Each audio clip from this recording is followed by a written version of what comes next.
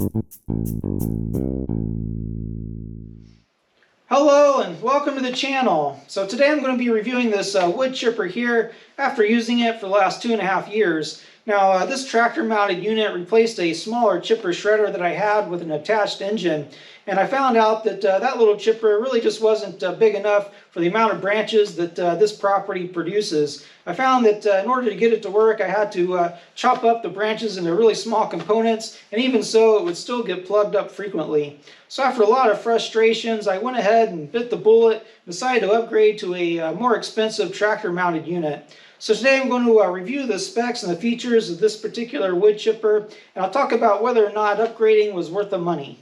Okay, so this is the Farmer Helper BX42S. I ordered this online from a company called Betsco. You can actually also order this through Amazon, but it looks like Betsco will be shipping it out either way. Now I've seen the price increase over the last couple of years from around $1,500 to about $1,700, but still one of the cheapest tractor mounted chippers you can buy. Now when I bought this chipper, it came with a 2-year warranty, but I was looking online recently, it looks like they're only selling it with a 90-day warranty with an option to upgrade to a 1-year warranty for a cost. Now the unit is made in China, but I found that the build quality is actually reasonably good. And if you do purchase one, it doesn't ship from China. It'll actually ship from Betsco's Oregon location directly to your door with some assembly required, of course. As is often the case with products from China, I did find some oddities with the documentation. For example, in the user's manual, some of the tables and photographs look like they were actually scanned in from another document. There were Chinese characters throughout. Now, also I found some discrepancies between the user's manual and the website. For example, the website claims that the flywheel here weighs 80 pounds, whereas in the user's manual it states 115 pounds. I don't know which of those is correct. Now, I didn't find anything too concerning, but it is something to keep in mind if you're interested in buying this model. Now, in terms of specifications, this chipper has a 25-inch flywheel with 4 cutting blades, and the max feed capacity is 4 inches by 10 inches, and the whole unit weighs about 430 pounds. It's designed for smaller tractors with a Class 1 hitch and a horsepower range between 16 and 50 horsepower. Now, I've been using my Kubota BX1870, that's a 18 horsepower tractor with this chipper, so I'm okay with respect to meeting the tractor specs. There's a secondary spec that states that this chipper requires 15 horsepower at the PTO, and my little tractor only puts out 13.7 horsepower at the PTO. Now, I do know that that Kubota 18 horsepower engine does put out more torque than competing 18 horsepower engines, so I thought it was worth a shot and try it out. And I'll be chipping some wood later, so you can decide for yourself whether or not that tractor has enough horsepower to run this chipper. Now, the chipper did ship with this PTO shaft you see here. Of course, you'll have to shorten the PTO shaft based on your individual application. And on the end of the PTO shaft is a shear bolt to protect the unit. Now, when I went to order a spare shear bolt, I couldn't find the details in the user's manual, so I'll go ahead and put the details that I found out below based on the markings on the shear bolt and some measurements.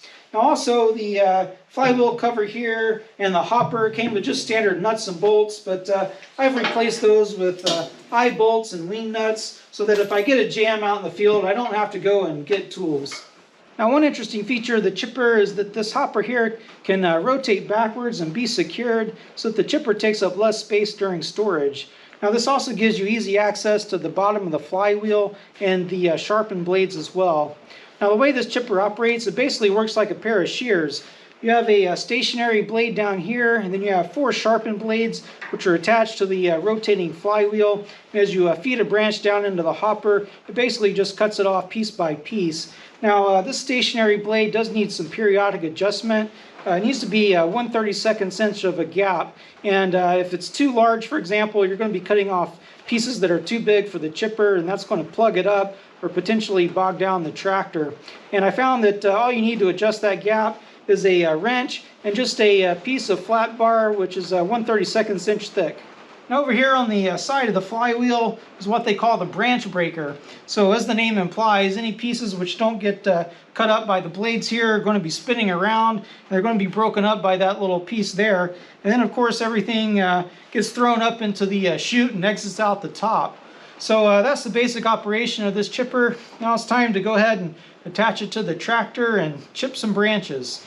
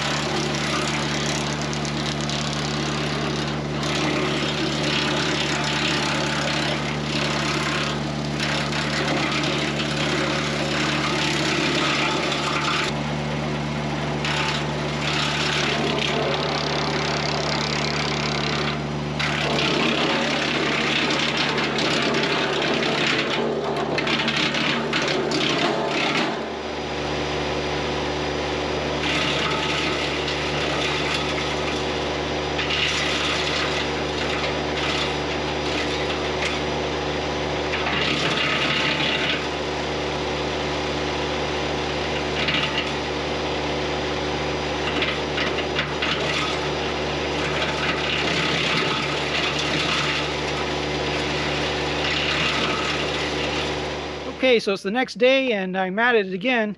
Now, most of the branches I chipped up yesterday were pretty small in diameter, but I found this one in the pile here. This one's a pretty good size. It looks to be about a little over 2 inches maybe in diameter. So usually branches this big get cut up and burned in my stove, which is why I don't have too many big ones like this. But let's see how this chipper and this tractor here will handle a 2-inch size branch.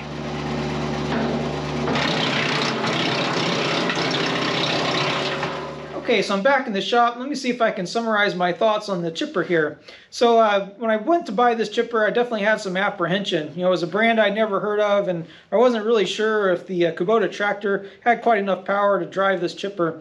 But after using it for the last 2.5 years, I can honestly say that I haven't had any issues whatsoever with this chipper. It's pretty much chipped up any branch that I've put in here, and the tractor's had enough power. I haven't seen any lugging issues or anything like that. And I usually chip up smaller branches, as you saw today, but on occasion I have put in some pretty large branches, up to about 4 inches in diameter, and I was able to handle those as well.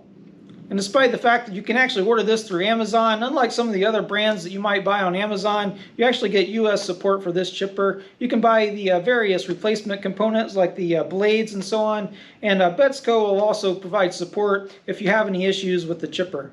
Now, one of the aspects of this chipper that helped to reduce some of my apprehension is the fact that it's really just built on a super simple design, and there just really aren't a lot of things that could go wrong with it. Now, mine's been perfectly reliable since I bought it, and that simplicity also leads to the fact that the maintenance is super easy as well. You know, this little cover here hinges back so you have easy access to those blades there to sharpen them or replace them.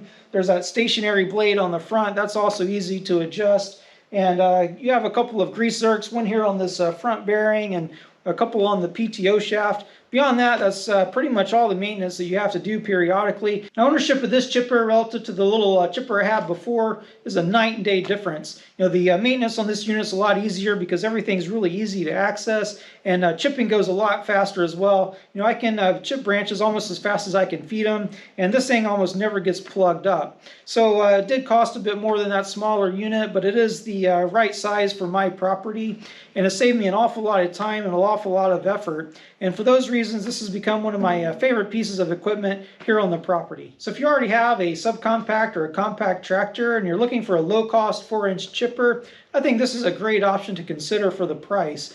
Because it uses a Torquey diesel engine and a larger flywheel, it's going to outperform just about any engine-mounted unit in the same price range. So that's about all I have for this review, and thank you for watching.